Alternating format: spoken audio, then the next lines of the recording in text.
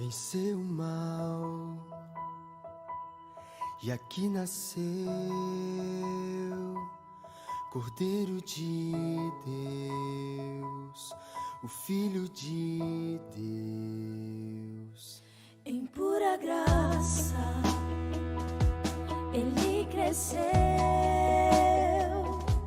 e como homem aqui viveu,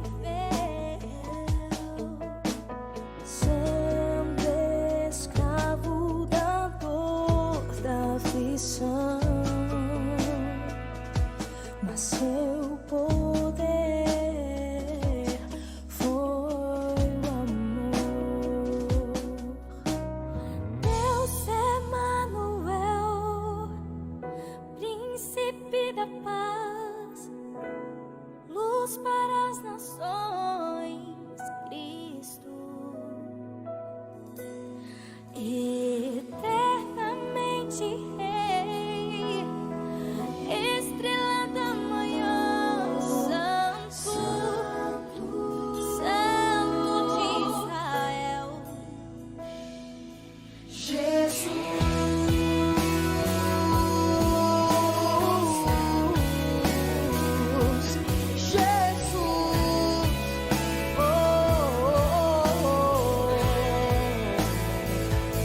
Venceu o mal e aqui nasceu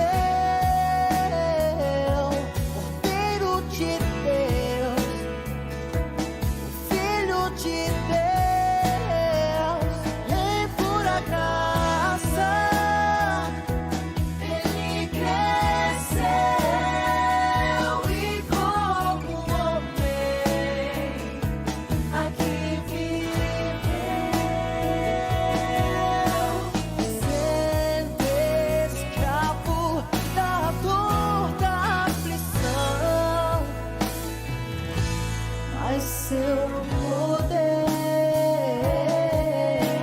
foi o amor. Deus Emanuel, príncipe da paz, luz para as nações, Cristo, eternamente Rei, estrela da manhã, Santo, Santo de Deus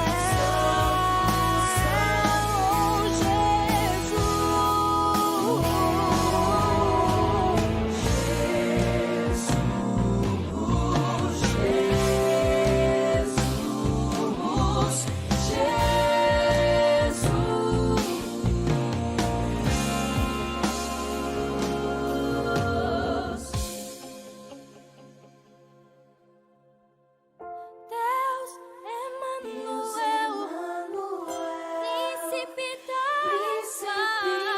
paz, para as nações, Cristo, eternamente Rei, estrela da manhã, Santo Deus, Santo de Deus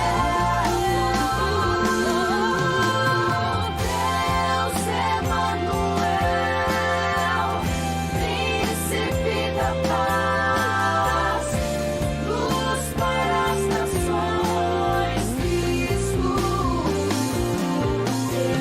eternamente Rei, estrela da manhã,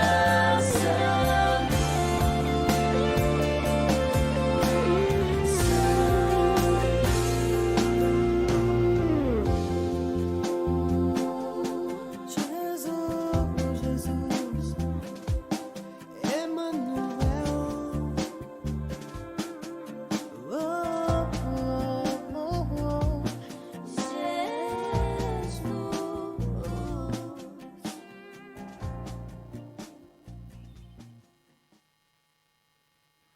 Boa noite, espero que você esteja bem, no conforto da sua família. Que maravilha nós podermos agradecer a Deus nesse início de semana, não é? O domingo é para nós o princípio de uma semana. Quando para muitos o domingo é o final de uma semana, para nós é o princípio, né? O primeiro dia da semana em que trabalhamos e agimos e nos preparamos para o final da semana, que é o sábado. Então, muito bem-vindo a este culto de domingo e que Deus possa abençoar você com a sua família e que nós possamos juntos, pela honra e glória de Deus, estarmos unidos no Senhor Jesus. Vamos orar? Pai querido, toma-nos em tuas mãos e que teu Espírito Santo ilumine a nossa mente, nos conduza de acordo com a tua vontade e com a tua bondade. Toma-nos, portanto, com a nossa família, nós rogamos-te em nome do Senhor Jesus. Amém. Vamos cantar?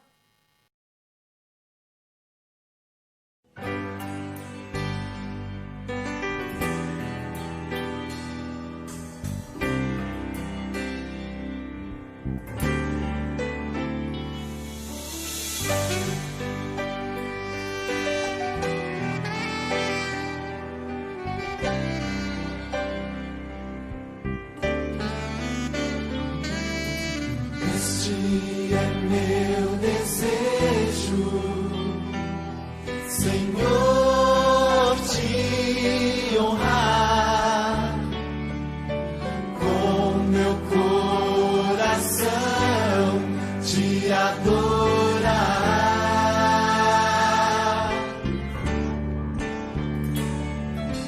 Tudo que há em mim te dá louvor, só a ti adoro, meu Senhor.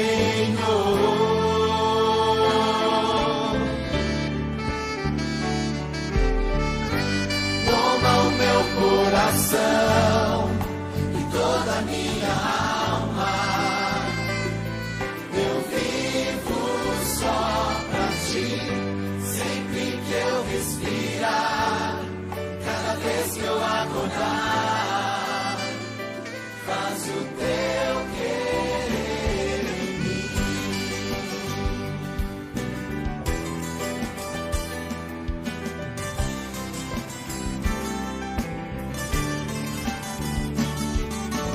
Este é meu desejo, Senhor, te honrar com meu coração,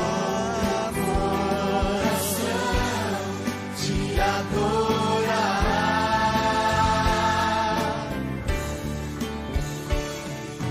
Tudo que há em mim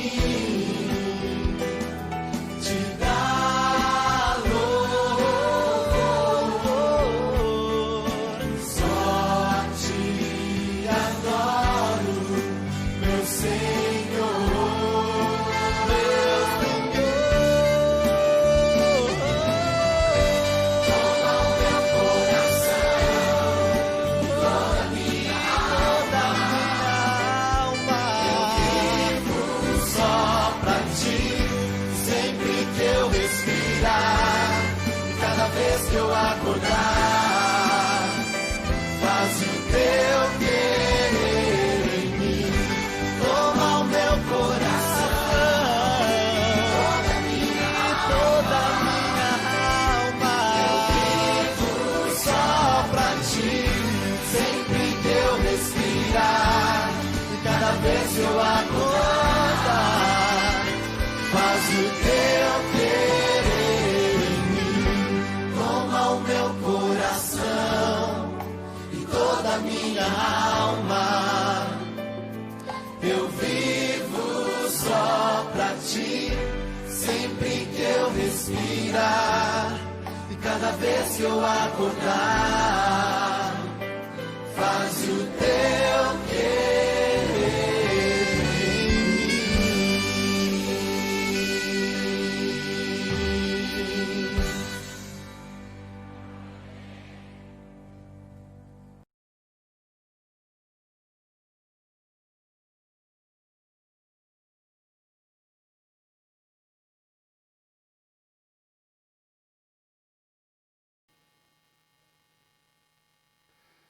Meus queridos, é uma alegria poder estar com vocês. Ontem, pela manhã, nós tivemos o culto na igreja do Caramuru, e depois de 5 meses completos estava fechada, porque nós tivemos o último culto aqui em Patos de Minas, na segunda quinzena, ou no segundo sábado de março.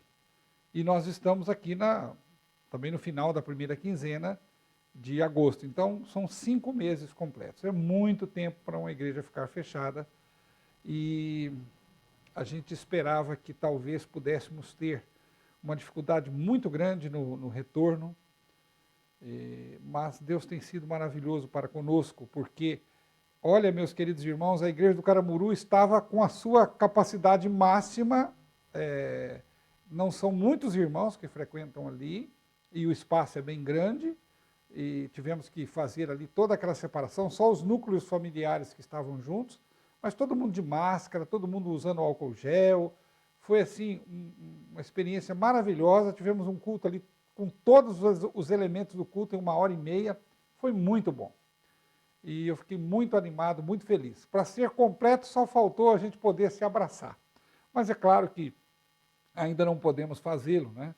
E, de qualquer maneira, nós agradecemos a Deus por poder ter estado ali ontem de manhã com os irmãos do Caramuru.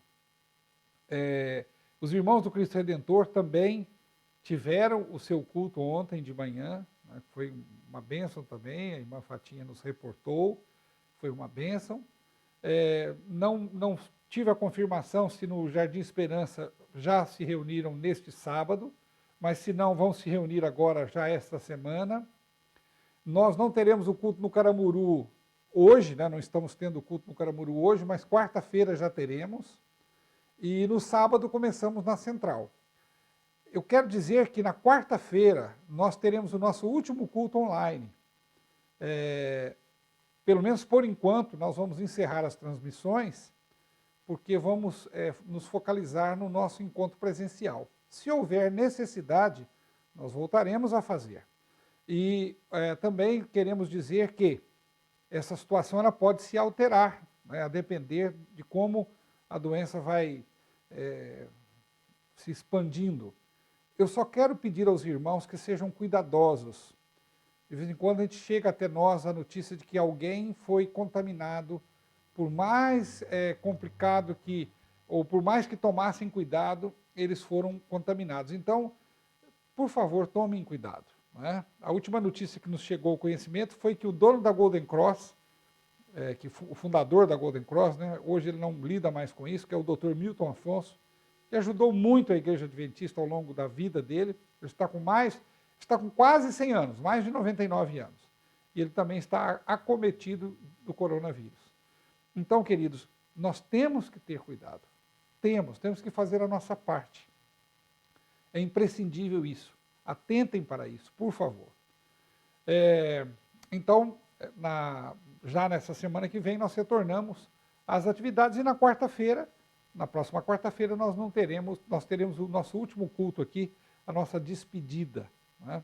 Foi muito bom ter vocês conosco aí, mas agora vamos trabalhar para o culto presencial. Agradecemos muito a equipe que nos ajudou aqui, né, de modo especial Clarindo, que sempre cuidou aí para que tivéssemos toda semana uma pessoa para explanar a lição. O Arthur, que foi meu parceiro aqui o tempo todo, ele não aparece, ele só 2 vezes aqui nesse período todo ele apareceu. Uma vez foi no dia do Desbravador, e que ele veio aqui e falou um pouquinho, e depois ele fez um culto na quarta-feira para a gente.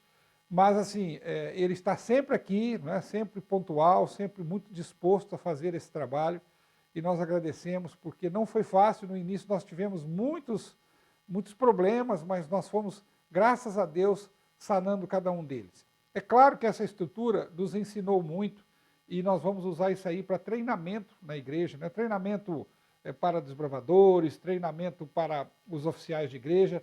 Nós vamos usar esse recurso mais vezes, com certeza, tá bom? Mas os cultos, por enquanto, nós vamos dar uma encerrada por aqui. Bom, eu quero dizer para vocês que nós estamos entregando para as igrejas esse material aqui, esse livro. Olha, paixão, propósito e poder. O que é esse livro? Esse livro, nós vamos falar sobre ele algumas vezes, mas essa é uma história resumida dos pioneiros da igreja. O interessante é que você tem mais ou menos a espessura do livro do Impacto Esperança, tá? Mas esse é um livro para uso da igreja. E esse livro conta aqui a história de 20 histórias de pioneiros, e além de outros materiais que tem aqui também. Eu tenho certeza que você vai gostar muito. É um livro para ler de uma sentada só. É claro que nós não temos um para cada pessoa, não temos sequer um para cada família. Nós distribuímos proporcionalmente, da melhor maneira possível, e esperamos que a maior parte das famílias seja atingida com o livro em mãos. Mas a gente tem pedido que os irmãos, depois de ler, vejam quem não leu ainda, que família não leu, e passe o livro para que a pessoa leia.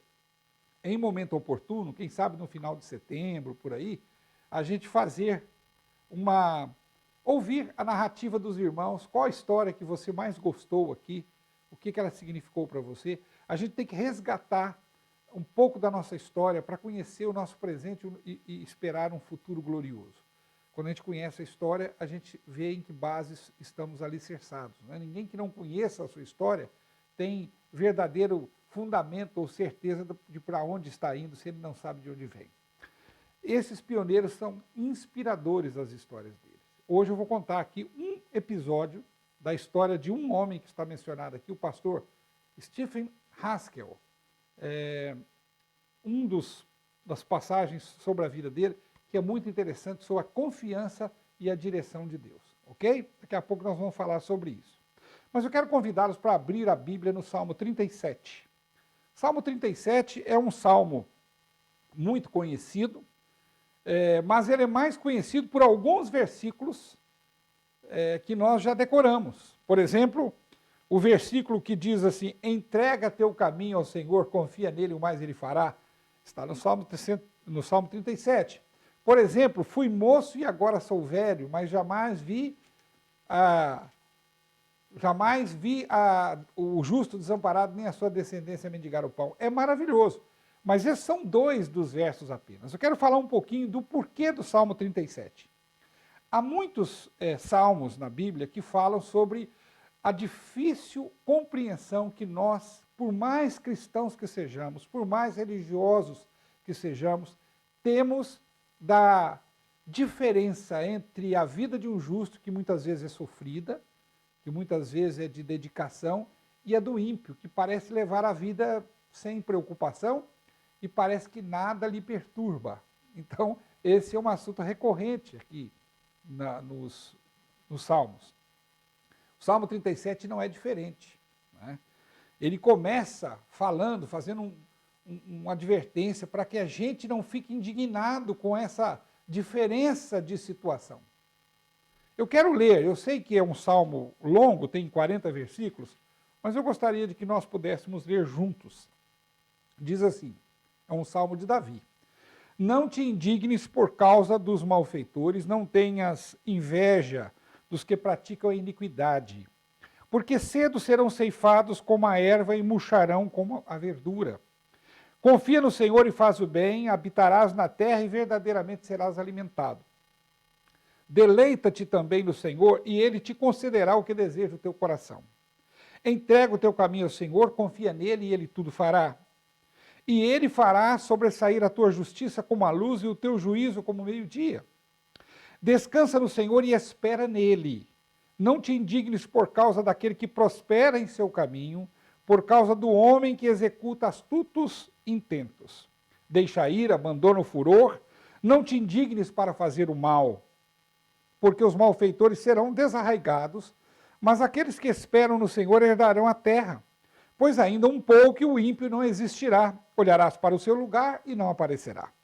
Mas os mansos herdarão a terra e se deleitarão na abundância de paz. O ímpio maquina contra o justo e contra ele range os dentes. O Senhor se rirá dele, pois vê que vem chegando o seu dia. Os ímpios puxaram da espada e entesaram o arco para derribarem o pobre necessitado e para matarem os de reto caminho. Mas a sua espada lhes entrará no coração, os seus arcos se quebrarão. Vale mais o pouco que tem o justo do que as riquezas de muitos ímpios. Pois os braços dos ímpios se quebrarão, mas o Senhor sustém os justos. O Senhor conhece o dia dos retos e a sua herança permanecerá para sempre. Não serão envergonhados nos dias maus e nos dias de fome se fartarão. Mas os ímpios perecerão e os inimigos do Senhor serão como a gordura dos cordeiros, desaparecerão e em fumaça se desfarão. O ímpio toma emprestado e não paga, mas o justo se compadece e dá. Porque aqueles que ele abençoa herdarão a terra, e aqueles que forem por ele amaldiçoados serão desarraigados. Os passos de um homem bom são confirmados pelo Senhor, e ele deleita-se no seu caminho. Ainda que caia, não ficará prostrado, pois o Senhor o sustém com a sua mão. Fui moço e agora sou velho, mas nunca vi desamparado o justo, nem a sua descendência mendigar o pão. Compadece-te sempre e empresta, e a sua descendência é abençoada. Aparta-te do mal e faz o bem, e terás morada para sempre. Porque o Senhor ama o juízo e não desampara os seus santos. Eles são preservados para sempre, mas a descendência dos ímpios será desarraigada. Os justos herdarão a terra e habitarão nela para sempre. A boca do justo fala de sabedoria, a sua língua fala do que é reto. A lei do seu Deus está em seu coração, os seus passos não resvalarão. O ímpio espreita o justo e procura matá-lo. O Senhor não o deixará em suas mãos, nem o condenará quando for julgado. Espera no Senhor e guarda o seu caminho, e te exaltará para herdares a terra. Tu o verás quando os ímpios forem desarraigados. Viu o ímpio com grande poder espalhar-se como uma árvore verde na terra natal. Mas passou e já não é. Procurei-o, mas não se pôde encontrar. Nota o homem sincero e considera o que é reto, porque o futuro desse homem será de paz. Quanto aos transgressores, serão a uma destruídos, e as relíquias dos ímpios todas perecerão. Mas a salvação dos justos vem do Senhor. Ele é a sua fortaleza no tempo da angústia. E o Senhor os ajudará e os livrará. Ele os livrará dos ímpios e os salvará, porquanto confiam nele. Amém.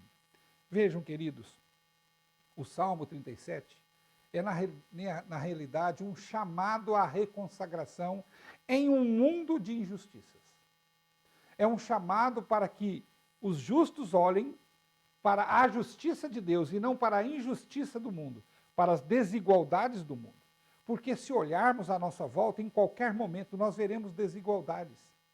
Pessoas que se aproveitam até mesmo de situações como essa pandemia para ganharem dinheiro, roubarem do povo, para superfaturarem equipamentos, para construírem hospitais que não foram sequer usados.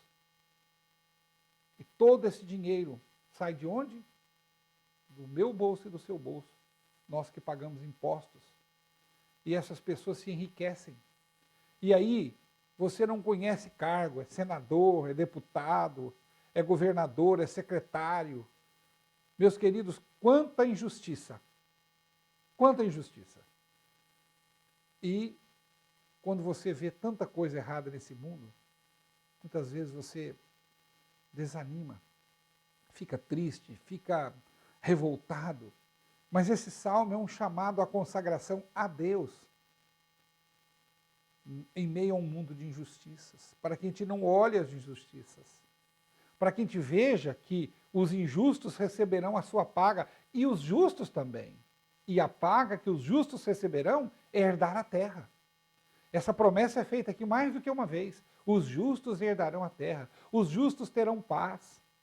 Os justos terão alegria. Esse salmo fala várias vezes daquilo que os justos vão receber, em contraposição àquilo que os ímpios já recebem nesse mundo e haverão de receber quando do juízo final. Algumas palavras eu gostaria de destacar que estão neste salmo. São verdadeiros imperativos. O primeiro deles está no verso 3.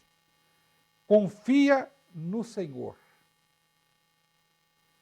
Confiança, meus queridos, ela requer entrega, ela requer disposição, ela requer a alegria ou a certeza de que você pode de fato confiar em alguém. Então, esses são os caminhos que passam pela confiança. Mas é interessante que essa confiança aqui não é uma confiança destituída de participação. Olha que coisa. O Salmo fala de dois tipos de confiança. A primeira dessas menções está aqui, quando diz, confia no Senhor e faze o bem. Ou seja, não é apenas aquela confiança de você falar, está tudo nas mãos de Deus e eu não tenho que fazer nada.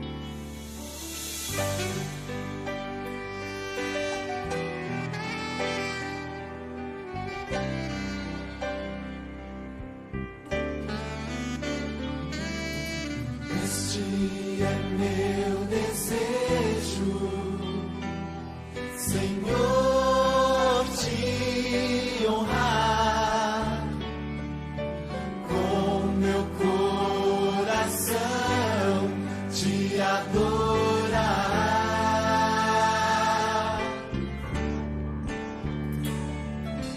Tudo que há em mim te dá louvor, só a ti adoro, meu Senhor.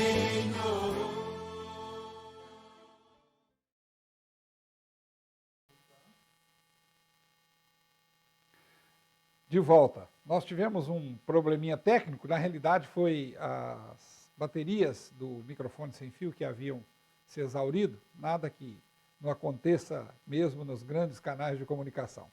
Bom, nós falávamos que a confiança, esse imperativo que já aparece no verso 3, é o tipo de confiança participativa, ou seja, Deus quer a sua participação, embora ele não dependa dela. É dito assim, confia no Senhor e faz o bem. Ou seja, a sua parte Deus não vai fazer.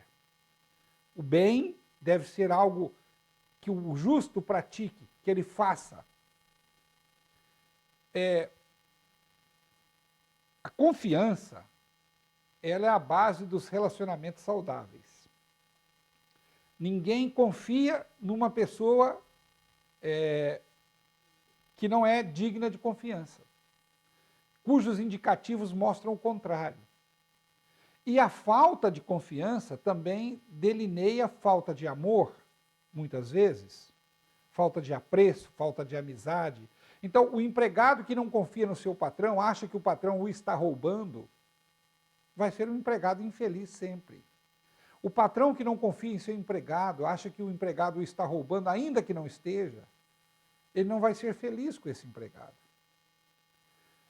Da mesma maneira, num casamento onde marido e mulher não confiam um no outro, imaginem que vida triste é essa da pessoa ter que ficar vigiando o outro, não confiar.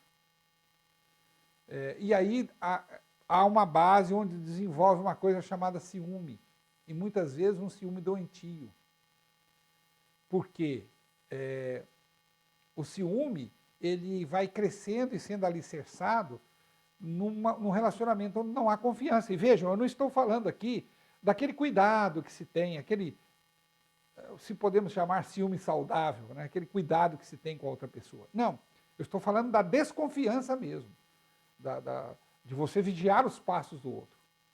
Então, aí não é uma coisa saudável. E todo relacionamento saudável, ele tem que se basear na confiança. Senão, ele não é saudável.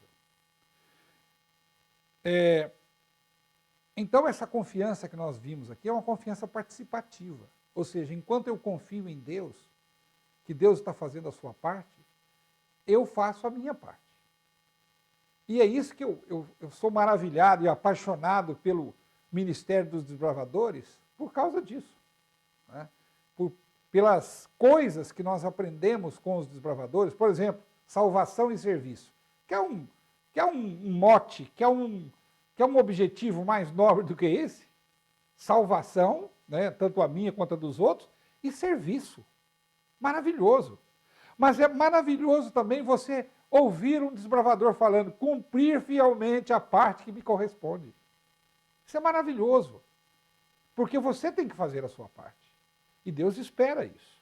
Então, essa confiança aqui é uma confiança participativa. Tá. Aí vem o outro imperativo, deleita-te, no verso 4. O que é esse deleitar? É achar prazer em fazer as coisas de Deus. Não é você fazer alguma coisa porque pediram para você fazer, porque você se sente envergonhado porque outros estão fazendo. Não, é você encontrar prazer em fazer as coisas de Deus. Se você não está tendo prazer em fazer alguma coisa para Deus, é porque alguma coisa está errada. Ou você não está fazendo aquilo que você gosta, aquilo que é a sua capacitação, que faz parte dos talentos que Deus deu para você, ou você está fazendo de maneira errada, ou você está fazendo equivocadamente para agradar pessoas e não a Deus. Então, cada um tem a sua obra, cada um a sua obra. Eu me lembro desse slogan que foi usado muito tempo pela igreja, cada um a sua obra. Deus tem uma obra para cada um de nós. Ele não vai esperar que alguém trabalhe com jovens se a pessoa não ama fazer isso. Ele não vai esperar que alguém trabalhe com desbravadores ou com aventureiros se ele não ama fazer isso. Se você não gosta de crianças, se você não gosta do desafio de conduzir e formar a mente de pessoas, não é o ministério que você deve abraçar. Talvez seja outro, de trabalhar com adultos, ou de trabalhar com a terceira idade. Enfim, um ministério adequado que dê para você alegria, que você encontre a sua motivação e a sua alegria. Então, deleita-te. Nós precisamos achar prazer em servir a Deus. Depois vem o outro, entrega. Entrega. Entrega teu caminho ao Senhor, confia nele, o mais ele fará. Aí você pode me dizer, pastor, mas como assim? O senhor disse que a confiança tem que ser participativa? Sim, no verso 3 é uma confiança participativa. Aqui não, meus queridos. O verso 5 está falando de uma confiança total, irrestrita. Quando eu não posso fazer alguma coisa, ou quando eu já fiz tudo o que eu podia como ser humano, agora a partir daí eu tenho que me entregar nas mãos de Deus e confiar nele. E o mais ele fará. Ou seja, ele vai fazer por mim aquilo que eu não posso fazer. E agora vem a próxima orientação que Deus nos dá, que está mais no final. Interessante que aqui vem falando sobre vários aspectos, mas aqui diz assim, descansa no Senhor. Queridos, descansa no Senhor, verso 7, descansa e espera. Às vezes as pessoas são tão preocupadas que quando Deus se demora, talvez, pelo menos dentro da nossa ótica, não da ótica dele, porque ele tem tudo sob o seu controle, a gente não espera, a gente não descansa. Sabe quando você fez fielmente a parte que lhe corresponde e você está tranquilo, com a sua consciência tranquila e agora você pode esperar em Deus? Sabe? Essa é uma sensação de tirar o fardo de sobre você. E foi isso que Jesus disse, ele disse, vinde a mim todos que estáis cansados e sobrecarregados. Tomai sobre vós o meu jugo, porque o meu jugo é leve e o meu fardo é suave. Ele carregou o fardo por nós. E agora, veja, o convite é para que a gente descanse. Sabe, depois de um dia de trabalho, você trabalhou, conseguiu fazer aquilo que você precisava, conseguiu talvez estudar para aquela prova, aí o vestibular é no outro dia, aí há um momento que os especialistas dizem que você tem que entrar no modo descanso. Você não pode ficar estudando até na hora de entrar para fazer a prova. Tem um momento que você tem que deixar descansar. Você fez tudo o que você podia e agora é esperar que o seu cérebro reaja a tudo que você estudou. Descansa e espera. Que maravilha. Que convite importante que Deus nos faz. E Deus nos apresenta várias promessas neste salmo. Promessas de recompensa. Recompensa eterna. Em contraste com o destino dos ímpios. É dito aqui, você vai olhar em determinado momento e não vai ver o ímpio. Aqui é dito, por exemplo, da grandeza daqueles que andam com Deus, que enquanto o ímpio pede emprestado e nem paga, o justo se compadece e dá. Já notaram que as pessoas, as melhores pessoas desse mundo, são muitas vezes as que nem poderiam fazer aquilo e fazem? Elas não fazem porque sobeja, porque tem demais. Elas fazem porque amam. E aí, meus queridos, nós vamos para o final do Salmo, no verso 34. Já na reta final do Salmo, Davi fala outra vez a palavra espera. Espera no Senhor.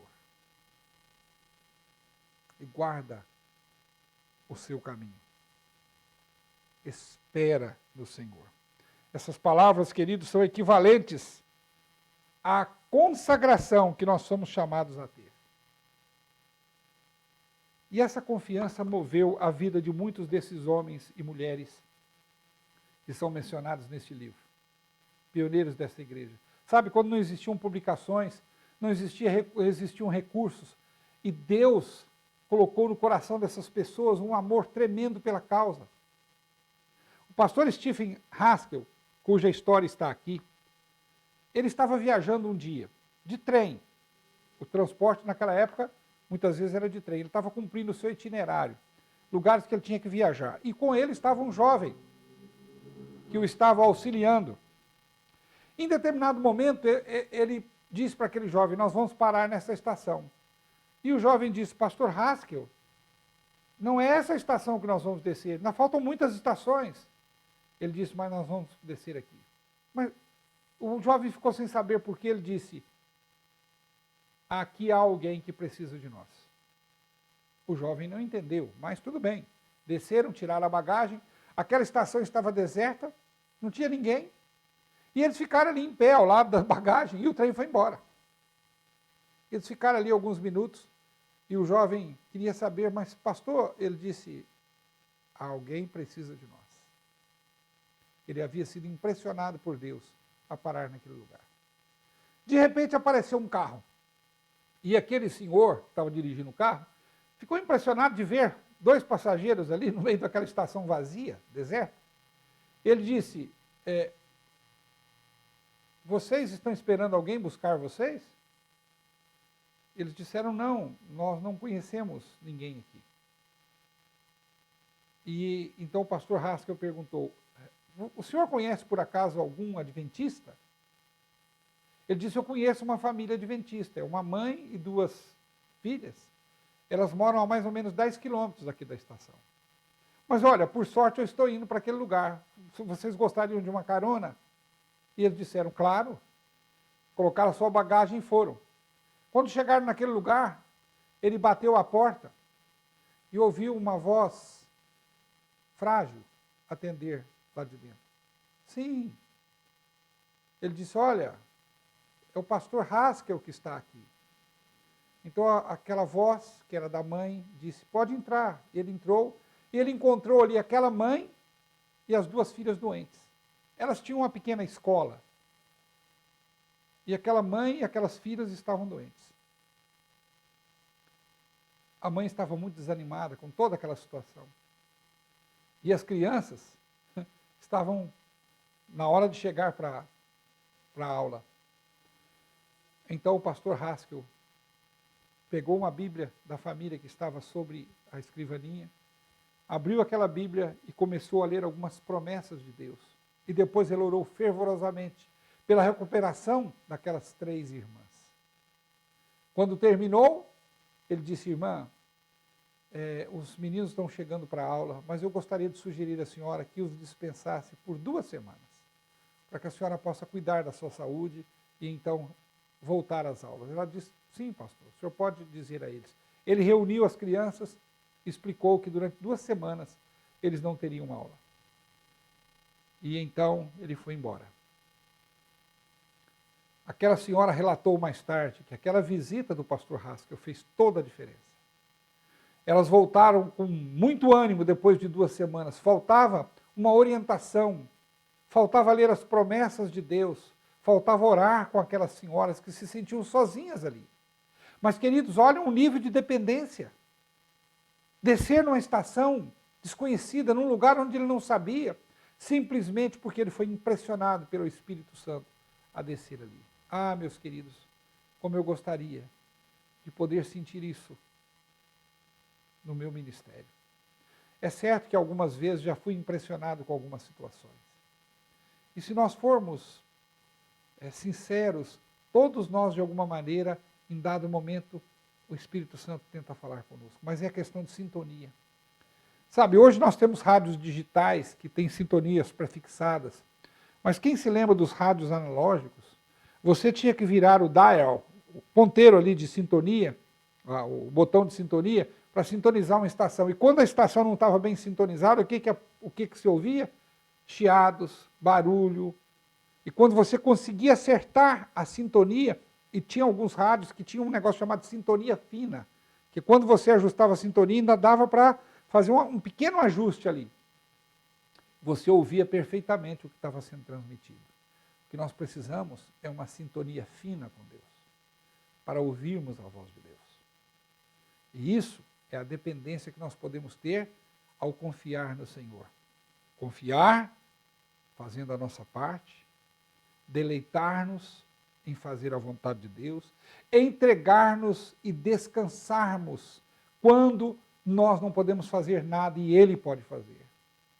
Descansar e esperar. Meus queridos, isto é o que Deus quer de nós.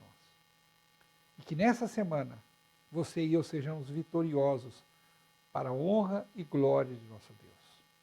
Salmo 37. Lembre-se disso. Que Deus nos abençoe. O Senhor te abençoe e te guarde.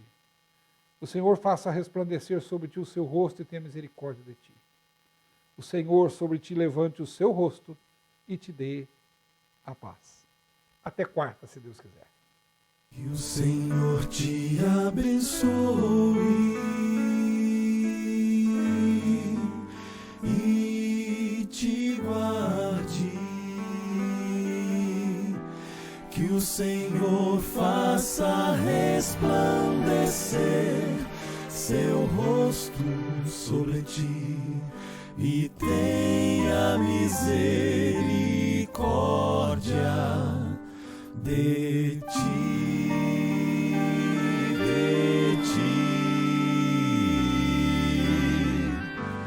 que o Senhor sobre ti levante o seu